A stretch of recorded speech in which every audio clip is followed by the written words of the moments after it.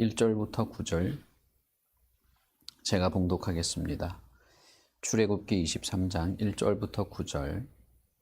너는 거짓된 풍설을 퍼뜨리지 말며 악인과 연합하여 위증하는 증인이 되지 말며 다수를 따라 악을 행하지 말며 송사의 다수를 따라 부당한 증언을 하지 말며 가난한 자의 송사라고 해서 편벽되이 두둔하지 말지니라.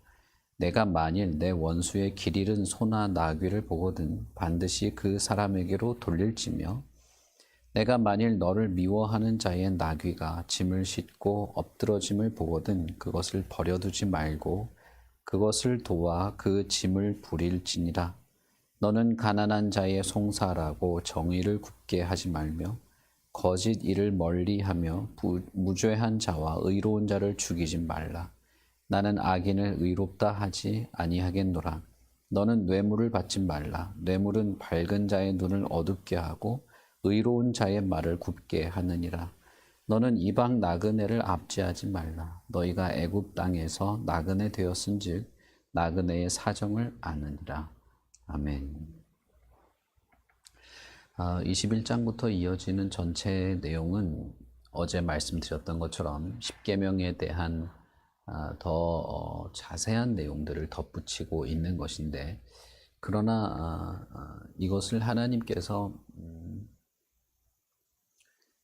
어떤 윤리적인 교훈 혹은 이스라엘이 가나안에 들어가게 되면 하게 될 여러 가지 제반적인 사항에 대해서 법률을 제정하듯이 제정한 것이라기보다는 하나님의 계명인 십계명에 입각한 삶의 적용, 그리고 그 계명을 어긴 것에 대한 어떤 벌에 대한 내용이다라고 말씀을 드렸습니다. 그래서 앞부분에 있는 십계명의 내용은 10개의 계명으로 되어 있지만 뒷부분에 나오는 여러 정황들에 대한 내용은 그 십계명을 묵상하고 그 안에 담긴 하나님의 뜻에 따라서 풍성하게 삶에 적용할 수 있는 것이기 때문에 이스라엘이 앞으로 가나안에서 경험하게 되는 모든 삶의 정황 속에 십계명의 본래 취지, 하나님께서 하나님의 백성을 거룩하고 온전하게 살도록 하시는 하나님의 뜻에 합당하게 살아가야 된다고 하는 그런 취지를 말씀드렸습니다. 그래서 예수님도 비슷한 말씀을 하셨고, 그래서 그런 취지로 21장, 20장도 마찬가지고 21장부터 이어지는 내용들을 보시면 훨씬 더 십계명에 대한 이해도 되고 출애굽기 자체에 대한 이해도 더 잘 되실 겁니다. 그래서 우리가 21장 앞부분을 읽고 뒷부분부터 22장은 건너뛰었습니다만 거의 비슷한 일맥상통한 의미를 가지고 있어서 중간에 건너뛰었습니다만 여러분들이 22장을 읽어보시면 살인하지 말라, 도둑질하지 말라, 탐내지 말라라고 하는 하나님의 말씀이 실제로 그 안에 담겨 있는 본래 의미를 이해하실 수 있을 겁니다. 오늘은 23장에 대한 내용들을 말씀을 드리려고 하는데, 그 십계명에 대한 내용, 그리고 그 십계명에 대한 내용을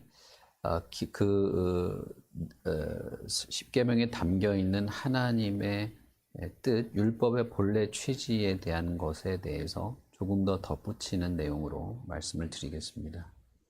23장 1절부터 보시면 거짓말을 하지 말아야 하는 것에 대해서 말합니다. 결국 이것도 거짓말이 나쁜 거니까 하지 마라. 윤리적인 명령을 하신 것 이전에 하나님의 계명에 어긋나지 말라는 말을 하는 것입니다. 단순히 거짓말만 안 하면 되는 것이냐? 그런 게 아닙니다. 21장에 있는 것처럼 살인만 하지 않으면 되는 것이냐? 그런 것이 아니죠. 22장에서도 도둑질만 하지 않으면 되는 것인가? 그런 것이 아닌 겁니다.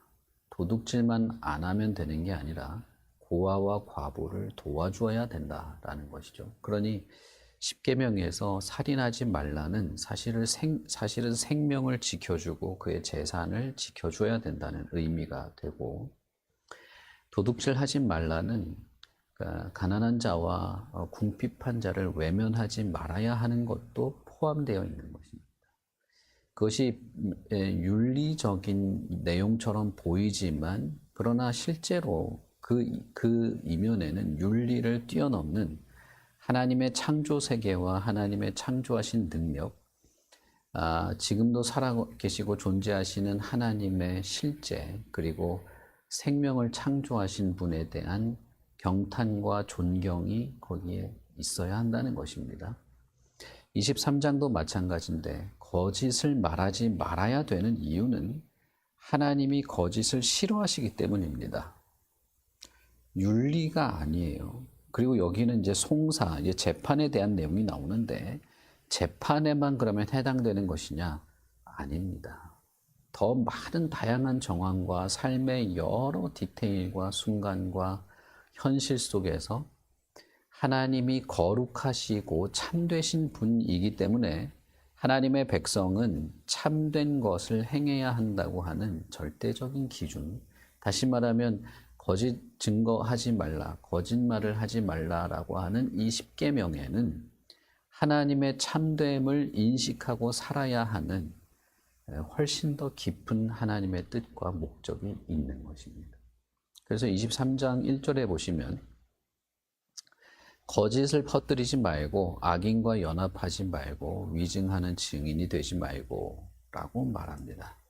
결국 이 말은 무엇이냐면 거짓이 아니라 의로운 것, 거짓이 아니라 바른 것을 행하라라는 의미가 되는 것이죠. 특히 2절에는 다수를 따라 악을 행하지 말라. 다수의 이익을 위해서 거짓을 하지 말라라고 합니다. 여러분, 이것이 현대사회에서 얼마나 맞지 않고 현대사회에서 지키기 어려운 말인지 모릅니다.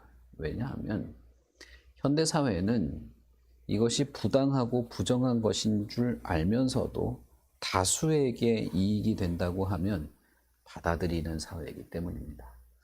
우리나라는 뭐랄까요, 정치인들 이런 사람들이 뭐 자기들은 신선처럼 말하고 뭐 대단히 정의로운 것처럼 말하고 약자들을 도우며 뭐 어떻게 하는 것처럼 말하지만 실제로 자신들의 행위들을 보면 결국은 다수의 이익을 위해서 소수의 어떤 희생을 강요하는 이런 사회와 시대를 조장하고 있는 것을 봅니다. 그것이 부당하고 심지어는 거짓된다 할지라도 어쩔 수 없다라는 것이죠. 우리가 살고 있는 이 사회가 그런 분위기와 그런 기조를 가지고 있는데 그렇다 할지라도 다수를 따르지 말라는 겁니다. 하나님은 다수가 그렇게 하고 그렇게 해야 다수의 유익이 있는 것처럼 보여도 악은 행하지 말라라는 것입니다. 거짓 편에 서지 말고 부당한 증언을 하지 말라라고 합니다. 가난한 자의 송사라고 해서 한쪽 편만 들고 한쪽 편을 두둔하는 그런 일을 하지 말라는 것이죠. 그리고 4절에 보면 원수의 길 잃은 소나 나귀를 보더라도 반드시 그 주인에게 돌려줘라. 너가 미워하는 자의 나귀가 넘어졌거든 그것을 그냥 쳐다보고 있지 말고 도와라 라고 말합니다. 그러니 도둑질하지 말라라고 하는 계명에는 내가 누구 남의 것을 빼앗고 훔치지 말라라는 그런 의미가 아닙니다. 사람의 삶의 모든 정황을 지배하고 주장하시는 하나님의 주권 안에서 내가 미워하고 내가 원수를 이렇게 도와주지 않고 하는 그런 것들이 하나님의 선하심을 가리는 것이죠. 선악간에 판단하시는 하나님 이전에 내가 뭔가를 판단하려는 것이죠. 그래서 도둑질하지 말라라고 하는 계명은 결국은 심지어는 원수라도, 심지어는 내가 미워하는 사람이라도 그가 살아갈 수 있는 일들, 그의 생명이나 재산에 손해를 끼쳐서는 안 되는 그런 것입니다. 사실은 더 나아가서 하나님께서 우리의 생명을 주관하시고 모든 인간 사회의 주관자가 되시는 분이기 때문에 하나님께 모든 선악간의 판단을 맡긴다고 할 때, 우리의 삶을 의지하고 하나님의 손에 맡긴다고 할 때 우리에게 남는 것은 무엇이냐면, 내가 누군가를 판단하고 그 사람의 악에 대해서 심판할 권리가 우리에게는 남아있지 않게 되는 것입니다.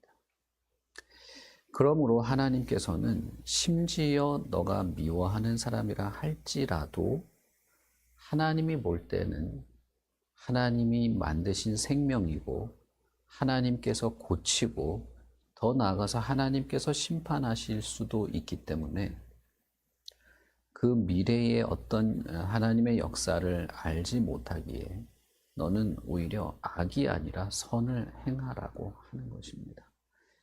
실제로 성경에는 악인이었지만 하나님께로 돌아온 자들도 있습니다.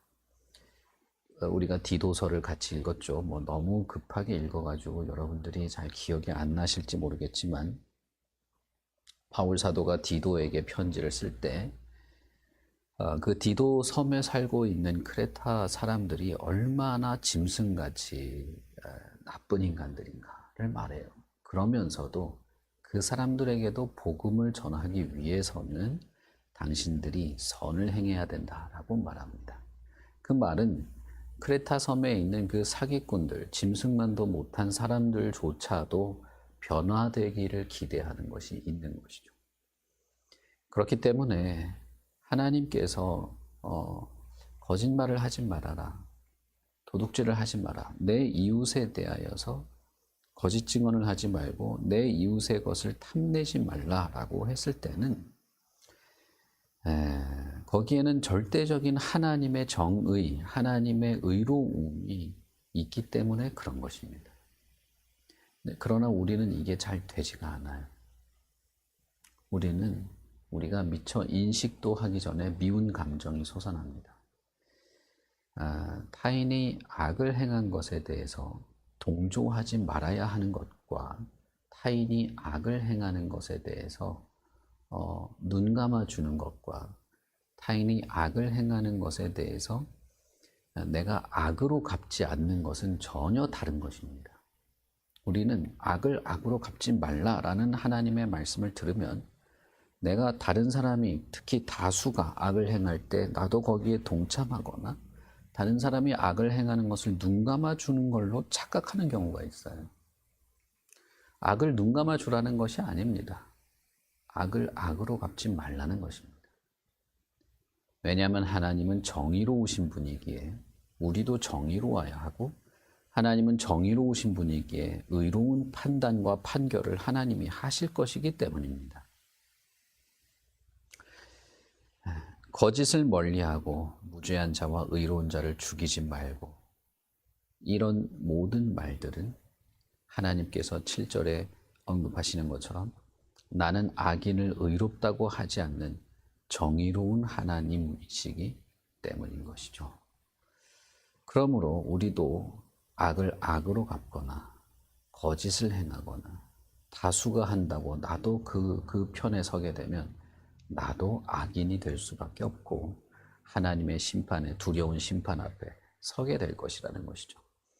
그러므로 여러분, 살인을 하지 않는 것, 혹은 도둑질을 하지 않는 것, 혹은 거짓말을 하지 않는 것은 윤리적인 이 사회 구조를 지탱하기 위한 그런 개념 이전에 절대적인 하나님에 대한 말인 겁니다. 하나님의 말씀이고 하나님 자신의 성품이고 하나님이 행하실 것에 대한 모든 하나님의 행위에 대한 신뢰, 그것에 대해서 내가 겸손하고 하나님의 뜻을 실천하는 면에 있어서 그렇게 하라는 것이에요. 그러므로 여러분, 우리가 십계명을 읽을 때, 그리고 그것을 생각할 때 정말 우리는 깊은 묵상과 내 삶의 적용을 생각해야 됩니다. 예수 그리스도 안에서만이 우리는 이 일을 할 수 있습니다. 예수 그리스도께서 너희가 눈에는 눈, 이에는 이라는 말을 알고는 있지만 그 말은 사실은 너희가 서로 사랑하라는 것이다. 너도 때리면 네가 맞으면 너도 때려줘라는 말이 아니다. 서로 사랑하는 말이다 라고 했고 원수를 위해서도 기도해야 하고 너희는 악을 악으로 갚지 말고 모든 것을 보고 판단하시는 하나님께 맡기고 그 전쟁과 심판은 하나님의 손에 달린 것이다 라고 말씀하시죠. 그것은 하나님이 의로우신 분이기 때문에 가능한 것입니다. 그리고 또 하나는 우리도 하나님으로부터 그런 대접을 받았기 때문인 것입니다. 9절에 보시면 너는 이방 나그네를 압제하지 말라. 너희가 애굽 땅에서 나그네 되었은즉 나그네의 사정을 알지 않느냐라고 말합니다. 이 표현은 출애굽기 21장부터 계속 반복되는 표현입니다. 우리가 이제 22장을 안 읽었기 때문에 이제 건네떴지만 너희도 나그네였지 않느냐? 너희도 애굽 땅에서 노예였지 않느냐? 너희가 노예의 사정, 나그네의 사정을 알지 않느냐라는 말은 하나님께서 십계명을 이렇게 더 풀어서 설명하는 가운데 계속 반복되는 내용입니다. 그 말은 뭐냐면 너희들이 노예였을 때 나로부터 받은 은혜가 있지 않는가? 너희들이 나그네였을 때 나로부터 받은 은혜가 있지 않는가? 그러니 나로부터 받은 그 은혜를 너는 드러내야 된다라는 뜻이 되는 것이죠. 나그네의 사정을 네가 알지 않냐, 얼마나 힘든지 그런 말을 하고자 하는 것이라기보다는 물론 그렇게 생각하실 수도 있죠. 그러나 너희들이 나그네 되었을 때, 다시 말하면 십계명을 말하기 전에 가장 앞부분에 십계명을 언급하기 전에 하나님이 말씀하신 너희가 나그네 되었던 애굽 땅에서 인도하여 낸 나 여호와라는 말을 먼저 하고 십계명을 말하시죠. 그런 것처럼 하나님은 그것을 계속 언급하시는 것입니다. 나로부터 받은 은혜와 사랑과 구원과 위로를 너도 드러내야 한다는 거예요. 왜냐하면 하나님의 백성이기 때문에 나로부터 구원의 은총을 받았기 때문에 그러니 하나님의 백성답게 거룩하고 참되게 하나님의 계명을 받은 자답게 하나님의 율법과 하나님의 약속을 받은 자답게 하라는 말이 되는 것이죠. 그러니 이 은혜를 누리면서도 그 은혜를 저버리면서 살거나 이 은혜를 누리며 애굽에서 벗어났음에도 여전히 애굽적인 삶을 살거나 하나님으로부터 하나님에 의해서 구분된 자임에도 불구하고 다수의 흐름에 몸을 맡겨 사는 것은 하나님께서 그는 반드시 죽여야 한다라고 말할 만큼 사실은 큰 죄가 되는 것입니다. 그러니 여러분, 내가 단순히 도둑질만 하지 않으면 되는 그런 게 아닙니다. 왜 뇌물을 받지 말아야 합니까? 왜 뇌물을 받고 정의를 어그러뜨려서는 안 됩니까? 왜 뇌물을 받고 악의 눈을 감아서는 안 됩니까? 그게 도둑질하지 말라라고 하신 하나님의 계명 안에 담겨져 있는 하나님 자신의 뜻과 그 계명이 말하고 있는 풍성한 의미에 위배되기 때문인 것이죠. 그뿐 아니라 나도 하나님으로부터 그런 대접을 받지 않았기 때문인 것입니다. 그래서 23장의 이 특징적인 표현, 너도 나그네 되었지 않았느냐, 너도 그때의 사정을 알지 않느냐라고 하신 이 말씀, 하나님의 십계명, 주신 십계명을 우리가 깊이 묵상하고 많은 생각에 깊이를 더하고 그리고 우리의 삶에 잘 적용해야 되는 이유는 하나님의 계명, 하나님의 뜻이 있기도 하거니와 거기에 한 가지 더 이유가 있는데 우리도 하나님으로부터 그런 대접을 받지 않는 자들이기 때문인 것입니다. 하나님은 하나님의 십계명에 해당되는 내용을 스스로 실천했다 이 말이에요. 하나님도 그렇게 실천하시고 하나님도 그렇게 행하시고 있고 그러니 하나님의 백성도 그렇게 하나님을 따라서 좀 더 쉽게 말하자면 예수 그리스도의 본을 따라서 그렇게 살아가야 할 필요가 있다는 것입니다. 어저께 제가 우연히 그 JTBC인가 KBS인가 뉴스를 봤는데 우리 에어컨 만드는 위니아 회사 있지 않습니까? 위니아 회사의 회장이 그 직원들 월급을 또 몇 개월 안 줬다는 거. 그런데 더 웃긴 거는 그 회장은 자기 연봉을 76억을 받았대요. 회장은 연봉 76억을 받았는데 직원들은 기초생활수급자를 받고 지금 연명하고 있다는 겁니다. 그 뉴스가 나오는데 저는 솔직히 무슨 마음부터 들었냐면 와, 저 위니아 회장 설마 기독교인은 아니겠지 이 생각부터 드는 거예요, 진짜. 여러분, 그건 도둑질 아닙니까? 그런데 사실은 이런 일들이 너무 많아요. 이 큰 대기업 회장, 회사 사장들이 이렇게 직원 월급 떼먹으면서 자기 월급은 받고 직원들한테 월급 줄 책임은 지지 않아도 되는 이런 교묘한 법을 피해 나가는 악을 행하는 일들이 너무 많고 때로는 그런 생각이 듭니다. 대기업 회장들이 자기 자식한테 회사 물려주면서 세금 안 내고 떼어먹는 이런 일들. 뭐만 하면 마스크 끼고 휠체어 타고 와가지고 막 빌빌거리면서 와가지고 교묘하게 빠져나가는 일들이 어쩌면 저 사람들 사이에서, 저 사장들 사이에서는 자기들끼리는 저게 지혜로운 방법이라고 생각하는 거 아닐까? 자기의 재산의 부를 축적하기 위해서 더러운 일을 하는 것을 남들 다 하는데 내가 아는 사장들, 우리 대기업들, 대한민국의 대기업들 빈번하게 벌어지는 이런 일들 다 하는데 변호사, 빵빵한 변호사 수십 명을 데려다가 이렇게 하면 되는데 그러면서 하는 거 아닐까? 그런 생각이 드는 겁니다. 만약에 우리 사회가 그런 것들을 용인하고 그것에 대해서 목소리를 내지 않는다면 그것은 하나님의 계명에 위반하는 것일 겁니다. 부당한 어떤 그런 일들, 그것이 다수의 일이고 다수가 그런 일들을 벌이고 있어서 어쩔 수 없다고 한다면 그것은 정의로운 것이 아닌 것이죠. 반드시 하나님의 백성, 하나님의 교회, 하나님의 성도는 거짓을 하지 말라라고 하는 하나님의 말씀에 담긴 더 많은 풍성한 의미들을 알고 지키며 행해야 합니다. 왜냐하면 하나님 때문이기도 하고 하나님이 우리에게 행하신 일이 있기 때문이기도 합니다.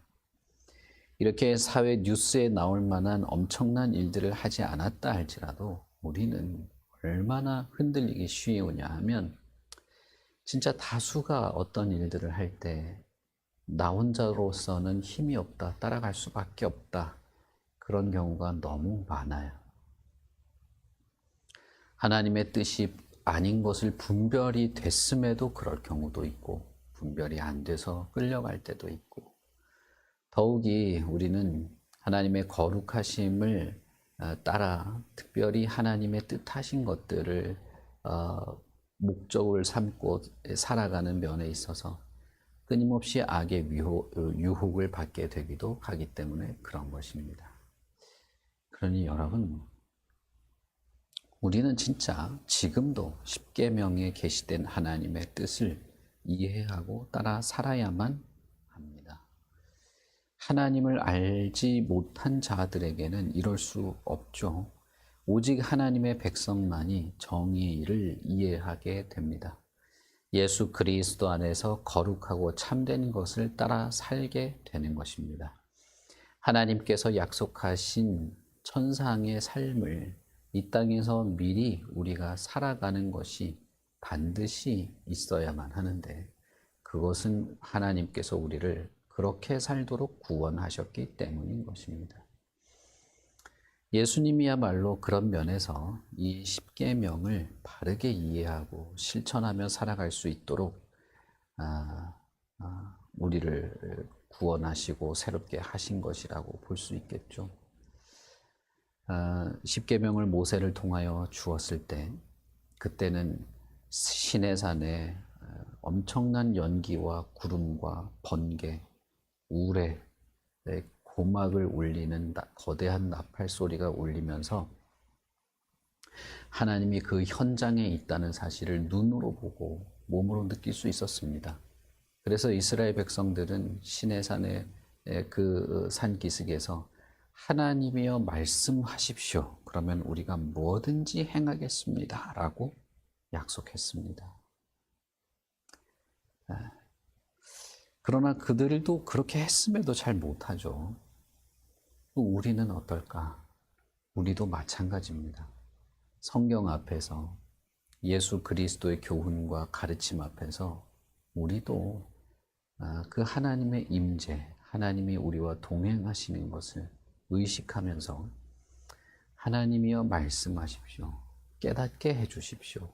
이해하게 해주시고 그 계명, 그 간단하고 짧은 몇 마디에 담겨져 있는 하나님의 진의를 파악하게 해주시고 그것을 우리 삶에서 중단 없이 행하게 하여 주십시오. 내가 그렇게 따르고 싶습니다.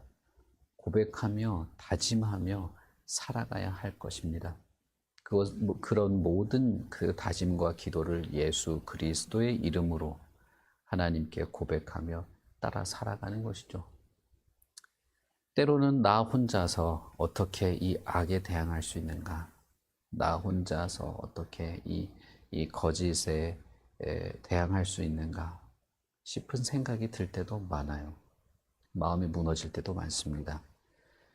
저도 너무나 많은 갈등과 고민을 했었고 심지어 내가 이것에 대해서 굽히는 것이 오히려 교회를 돕는 게 아닌가 싶을 생각을 할 때도 많았고 실제로 그렇게 한 적도 많습니다.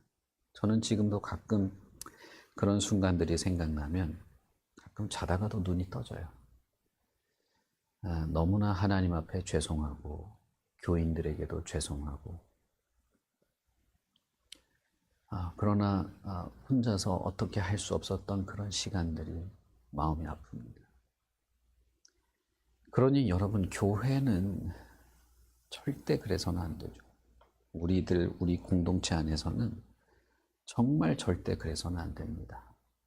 교회의 중심을 잡아야 하고 진리와 선을 도모해야 하고 잘못과 실수와 악을 회개하고 회복되어야 하지. 교회 안에서도 이것을 고민하게 되는 상황이 벌어져서는 안 되는 것입니다.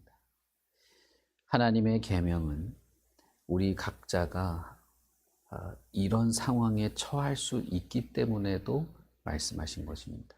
제가 어제도 말씀드렸다시피 이스라엘에게 이 모든 말씀들을 아주 사소한 몇 가지를 들어서 설명하시는 이유는 앞으로 그런 상황에 부딪힐 것이기 때문인 겁니다. 이스라엘은 이제 가나안에 들어가게 되면 자기들끼리 싸울 겁니다. 자기들끼리 거짓말을 하기 시작하고 자기들끼리 남의 것을 빼앗고 자기들끼리 뇌물을 주고받는 일들이 시작될 겁니다. 광야에서는 아무것도 없었지만 가나안에 들어가면 그런 일이 벌어지게 될 거라는 거예요. 우리도 마찬가지죠. 우리도 그런 삶에 노출되어 있고 그런 죄의 유혹에 노출되어 있고 교회는 언제나 그런 치명적인 죄악 앞에 치명타를 입을 수도 있는 겁니다. 그러니 여러분,